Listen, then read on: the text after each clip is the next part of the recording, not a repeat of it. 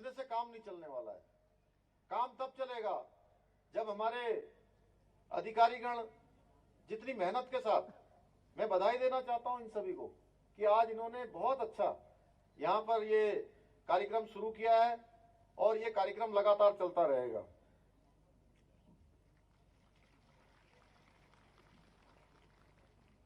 भाइयों बहनों, ये इस माटी से अनेक लाल निकले हैं और जिन्होंने समय समय पर भारत के जनमानस को ये राह दिखाने का काम किया है, चाहे हम इस माटी से निकले हुए राष्ट्र की महान विभूतियों में से एक गोविंद वल्लभ पंत जी हों या हिंदी साहित्य के स्वर्णिम हस्ताक्षर और पद्म भूषण से सम्मानित सुमित्रानंद पंत जी हों। ये वो नक्षत्र हैं जिन्होंने न केवल अल्मोड़ा बल्कि उत्तराखंड के आभा मंडल को भी और अधिक ज्योतिमान किया है। चाहे जन कवि हमारे गिरीश चंद्र गिरदा हो या कुमाऊं केसरी बद्रीदत्त पांडे हो या महान स्वतंत्रता सेनानी बिस्नी देवी हो, हम अल्मोड़ा के इन महान सपूतों को कभी भूल नहीं सकते हैं। आज मैं उनकी इस पवित्र भूमि पर खड़े होकर मैं स्वयं को गौरवान्वित महसूस कर रहा हूं। हम सभी का दायित्व बनता है कि हम इन सभी महानुभावों की आशा के अनुरूप उत्तराखंड की विकास यात्रा को आगे बढ़ाएं। मैं हमेशा कहता हूं कि मैं यहां से आपके सामने बोलने के लिए खड़ा हुआ हूं। मैं सुनना चाहता था यहां पर हमारी रेखा जी को, हमारे यहाँ के विधायक और जो हमारे वरिष्ठ नेता भी हैं, आदरणीय रघुनाथ जी को, हमारे अजय भाई को, सांसद जी को, हमारे अन्य नेताओं को, लेकिन समय की कमी के कारण से चूंकि आज वहां के कार्यक्रम में ज्यादा समय लग गया और आगे भी आज बहुत सारे कार्यक्रम लगे हुए हैं, इसलिए मुझे सीधे ही बोलना पड़ा। मेरे से पहले आज कोई नहीं बोल पाया क्योंकि समय की बाध्यता है, मर्यादा है, समय चलता जाता है। इसलिए मैं कहना चाहता हूं कि ये जो यात्रा है जिसके बारे में मैंने अभी बहुत कम शब्दों में 2-3 चीजों के बारे में आप सबके सामने रखा है, ये यात्रा केवल पुष्कर सिंह धामी की यात्रा नहीं है। ये यात्रा मंच पर बैठे हुए लोगों की यात्रा नहीं है। ये यात्रा हमारे उत्तराखंड की विकास यात्रा है, सामूहिक यात्रा है। इस यात्रा के लिए हम सभी लोगों को आगे आना होगा। सभी लोग आगे आएंगे तो निश्चित रूप से हमारी ये यात्रा गंतव्य तक पहुंचेगी।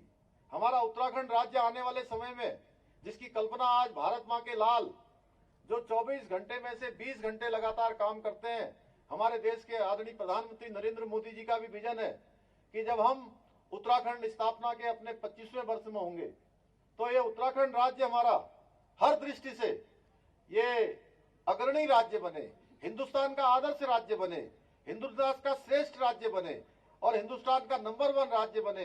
हर क्षेत्र में हमारी माताओं बहनों के जीवन में सुधार हो, हमारे नौजवान भाइयों को काम मिले, उसके लिए हम लगातार योजना बना रहे हैं। मैंने सारे विभागों को कहा है, मैंने कहा है कि अगले 10 सालों का आप अपने विभागों का एक रोड मैप तैयार करके आप हमको दीजिए। उसके आधार पर हम आगे का काम शुरू करेंगे। एक विजन डॉक्यूमेंट दीजिए। हमने बोधिसत्व कार्यक्रम शुरू किया है, विचारों की श्रृंखला, और इस विचारों की श्रृंखला के माध्यम से हम सभी के विचार ले रहे हैं। देश के जो हमारे प्रमुख वैज्ञानिक हैं, भारत सरकार के सलाहकार हैं, चाहे नीति आयोग के लोग हैं या विभिन्न क्षेत्रों में काम करने वाले, स्वास्थ्य के क्षेत्र में, पर्यावरण के क्षेत्र में काम करने वाले, चाहे अनिल जोशी हैं जिनको अभी भारत सरकार ने पद्मश्री से सम्मानित किया है, ऐसे सब लोगों को साथ में लेकर हम लोग एक नया रोड मैप तैयार कर रहे हैं जिससे कि हम आने वाले समय में हमारे राज्य को हर दृष्टि से आगे ले जा पाए।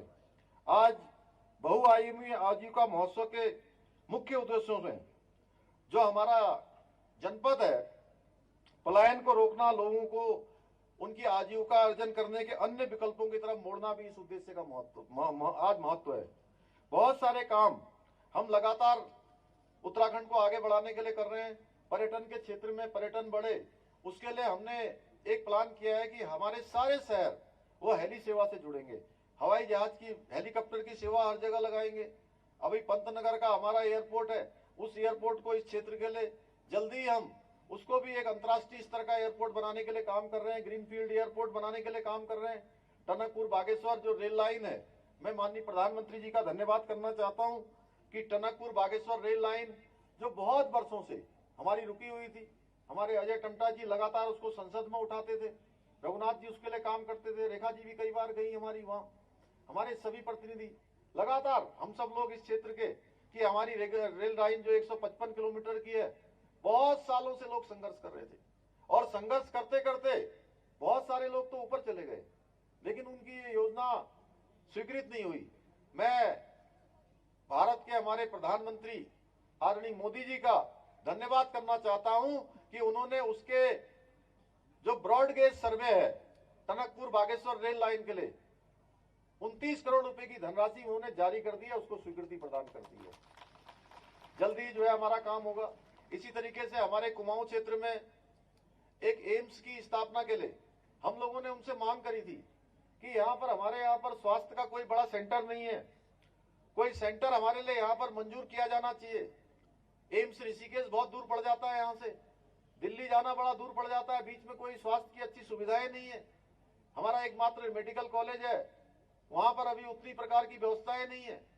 तो मैं माननीय प्रधानमंत्री जी का और स्वास्थ्य मंत्री दोनों का आप सबकी तरफ से धन्यवाद करना चाहता हूं कि उन्होंने हमारे कुमाऊं सेंटर के लिए भी एम्स का एक और सैटेलाइट सेंटर खोले जाने की स्वीकृति प्रदान कर दी है।